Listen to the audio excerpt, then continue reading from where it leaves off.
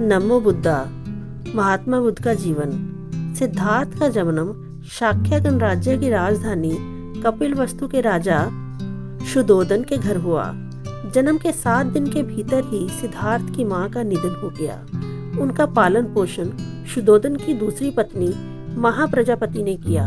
सिद्धार्थ के जन्म के समय ही एक महान साधु नैब ने यह घोषणा कर दी थी कि यह बच्चा या तो एक महान राजा बनेगा या फिर एक बेहद पवित्र मनुष्य के रूप में अपनी पहचान स्थापित करेगा।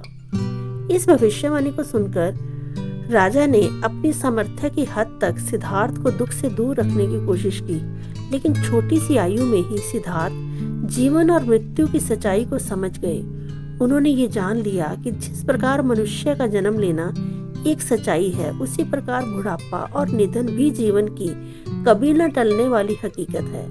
संसार की सबसे बड़ी सच्चाई जानने के बाद महात्मा बुद्ध संसारिक खुशियों और विलासता भरे जीवन से पूरी तरह विमुख हो गए। राजपाट के साथ पत्नी और पुत्र को छोड़कर उन्होंने एक साधु का जीवन अपना लिया। बुद्धत्व की प्राप्ति। 2 अन्य ब्राह्मणों के साथ सिद्धार्थ ने अपने भीतर उपज रहे प्रश्नों के हल ढूंढने शुरू कर दिए, लेकिन समुचित ध्यान लगाने और कड़े परिश्रम के बाद भी उन्हें अपने प्रश्नों के हल नहीं मिले। हर बार असफलता हाथ लगने के कारण उन्होंने अपने कुछ साथियों के साथ कठोर तप करने का निर्णय किया। 6 वर्षों के कठोर तप के बाद भी वे अपने उद्देश्यों को पूरा नहीं कर पाए। इसके बाद उन्होंने कठोर तपस्या छोड़कर आर्य अष्टांग मार्ग, जिसे मध्यम मार्ग भी कहा जाता है, ढूंढ निकाला।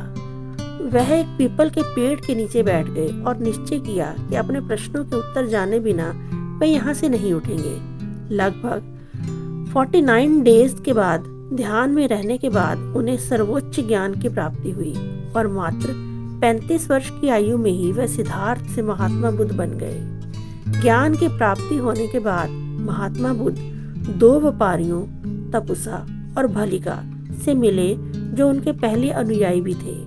वाराणसी के समीप स्थित सारनाथ में उन्होंने अपना पहला धर्मोपदेश दिया। बुद्ध का महापरिनिर्वाण। बौद्ध धर्म से जुड़े साहित्य के अनुसार 80 वर्ष की आयु में महात्मा बुद्ध ने यह घोषित कर दिया था कि बहुत ही जल्दी वे महापरिनिर्वाण की अवस्था में पहुंच जाएंगे। इस कथन के बाद महात्मा बुद्ध ने एक लोहार के हाथ से आखिरी निवाला खाया। इसके बाद वे बहुत ज्यादा बीमार हो गए।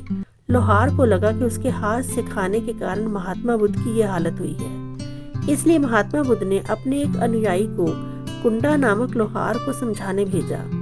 वैद्य ने भी यह प्रमाणित कर दिया था कि उनका निधन वृद्धावस्था के कारण हुआ है, न कि विषाक्त भोजन खाने के कारण। नमो बुद्ध।